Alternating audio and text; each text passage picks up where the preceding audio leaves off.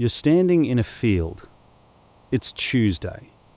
Same field, same village, same 30 faces you've known since birth. The nearest town is 2 days away. You have no phone, no book, no way out. For medieval peasants, this wasn't a bad week. This was life.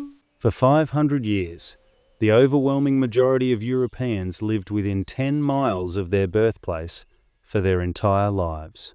Historian Chris Dyer documented that most medieval peasants never travelled farther than the nearest market town. You were born in a place. You died in that place. And in between, you had to find something to do with your mind. So what did medieval people do with boredom?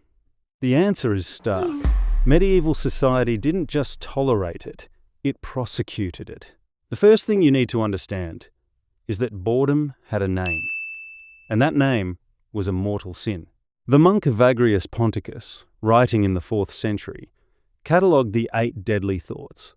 One was times acedia, times the absence of care, the inability to feel interest. He called it the noonday demon. By the time Thomas Aquinas systemized Christian theology in the 13th century, acedia times was merged into sloth. But not laziness. Spiritual torpor. The refusal of joy.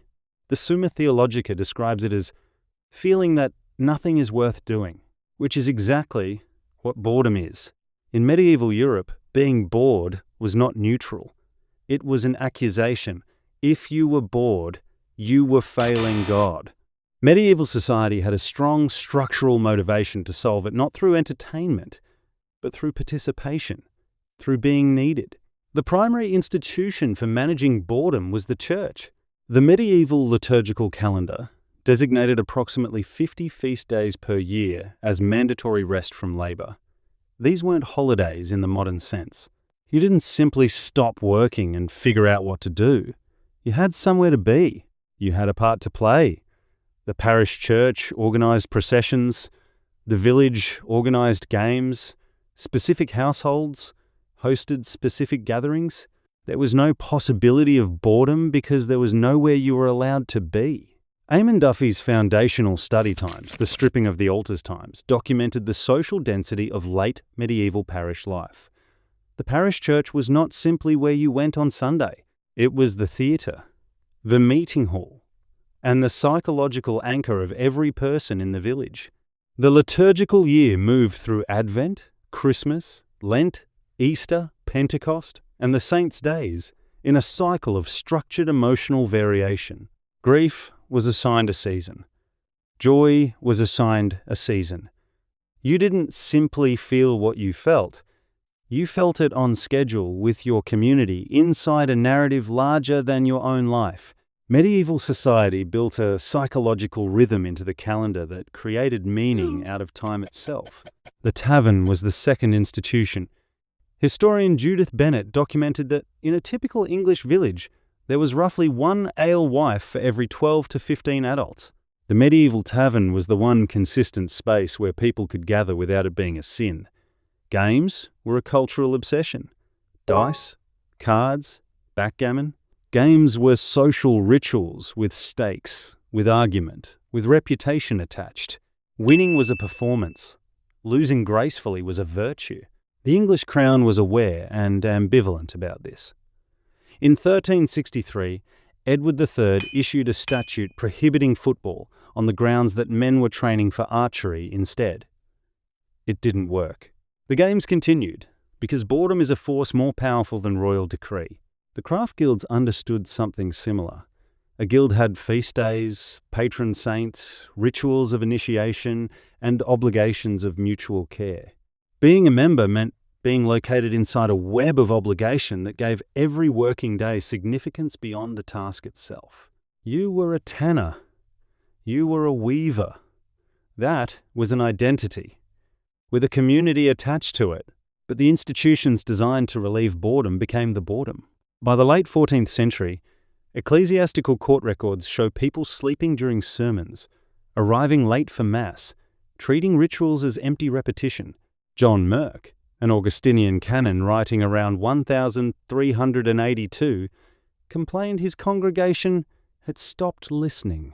He had to write sermons specifically designed to hold attention, filled with stories and shocks, because the standard form had stopped working. The noonday demon was getting boring.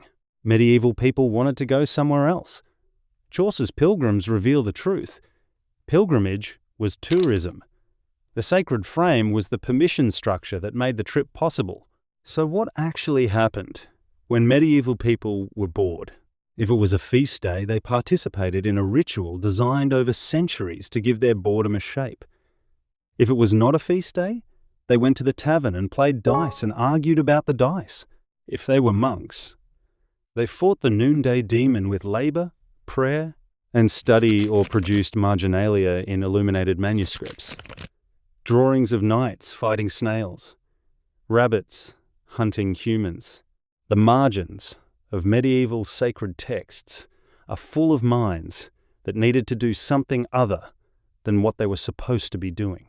And if they were ordinary people with an ordinary Tuesday afternoon, they talked about nothing in particular, about everything happening in their 30-face village world. Conversation was the only medium they had. Anthropological studies consistently find that conversation serves as the primary mechanism for processing experience and maintaining social cohesion.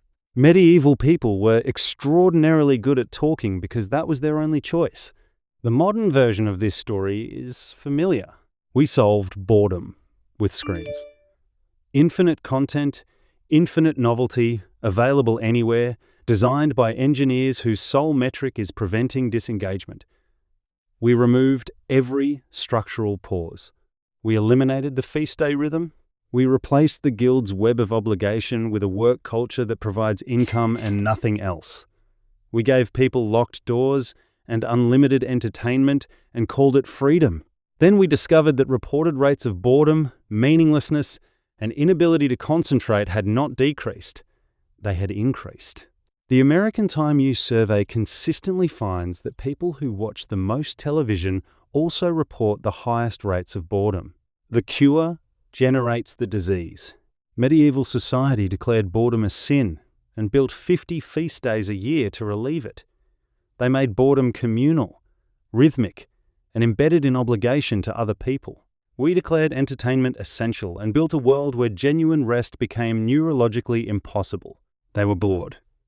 We are also bored. The difference is, they knew why.